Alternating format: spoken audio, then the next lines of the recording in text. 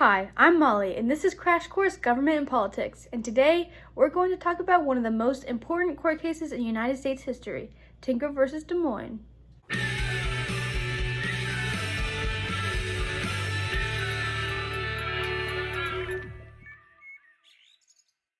This court case is known as one of the most influential court cases in Supreme Court history, also known as a landmark case. It was so influential because it established the right of free speech in public schools. But when we say free speech, we don't actually mean free speech. We mean freedom to speak and protest. So what does all this freedom entail? Well, what this freedom entails is heavily disputed. During the time of the Vietnam War, teenagers Mary Beth Tinker and Christopher Eggert planned to wear black armbands in protest of the U.S. involvement in the war throughout the holiday season, and to fast on December 16th and New Year's Eve. However, the big bad principal put a stop to this. A meeting on December 14th came to the decision that any children who came to school wearing armbands would be required to take them off. The next day, Mary Beth and Christopher wore black armbands to school in silent protest and refused to take them off. Because they refused to take off the armbands, Mary Beth and Christopher were sent home from school. The next day, Mary Beth's brother, John Tinker, wore an armband to school. He was also sent home when refusing to take it off. Soon after, the parents of Mary Beth, John, and Christopher sued the school district, claiming that the students' right to freedom of expression was being denied, and that their punishment should be overturned. The district court, however, quickly dismissed the case.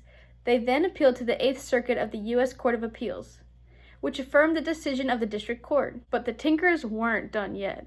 The Tinkers took this case all the way to the United States Supreme Court.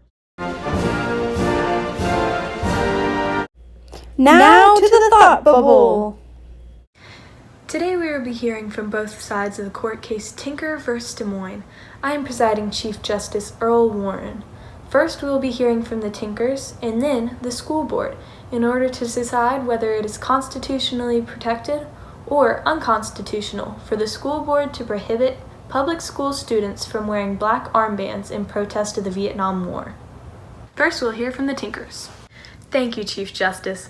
According to the Civil Rights Act of 1871, every person who under color of any statute, ordinance, regulation, custom, or usage of any state or territory or the District of Columbia subjects or causes to be subjected any citizen of the United States or other person within the jurisdiction thereof to the deprivation of any rights, privileges, or immunities secured by the Constitution and laws shall be liable to the party injured in any action at law, suit in equity, or other proper proceeding for redress.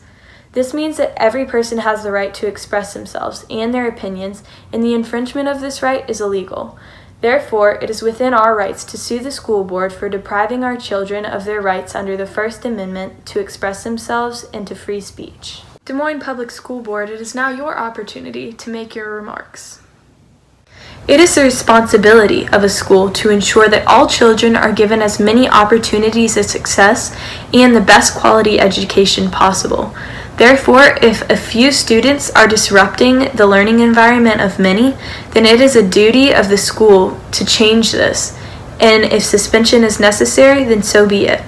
Mary Beth and John Tinker and Christopher Eggert were disrupting the school by wearing the black armbands in protest. Therefore, according to Title 42 of Section 1983 of the United States Code, it's constitutional to prevent disturbance of school discipline through the suspension of the students and the prohibition of the armbands.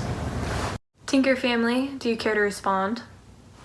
Out of the 18,000 students that were in the school system, only a few wore the black armbands, and out of those few, only 5 were suspended. There is no indication that the work of the schools or any classes were disrupted. There are a few hostile remarks towards the kids wearing the armbands, but there were no threats and no disruption of classes. Therefore, it makes no sense why these children would be suspended and why their rights of freedom of expression would be suppressed. But only a few students are needed in order to make a huge disturbance in a school, and it is up to the school to decide whether or not the children were making a hostile environment for other students, and we decided that they did. Therefore, they needed to be removed. But they didn't. Well, we say they did. Well, you can't take away their rights to free speech. Yes, we can if they're disruptive, and we decided that they were disruptive, therefore they were removed. I think we've heard enough today. This meeting is adjourned. Thanks, Thought Bubble. And now the Supreme Court decisions. Many judges argued on both sides of the case, and finally the court voted. With a 7-2 decision, the majority believed that students or teachers did not shed their constitutional rights of freedom of speech or expression at the school gate. The school cannot prohibit freedom of speech or expression based on the idea that it might disrupt the learning environment. However, the dissenters argued that you are not entitled to your opinion everywhere, and that the students are at school to learn, not to express their ideals. The school had the authority to maintain a distraction-free learning environment. Well, what do you think? Do you think the majority was right?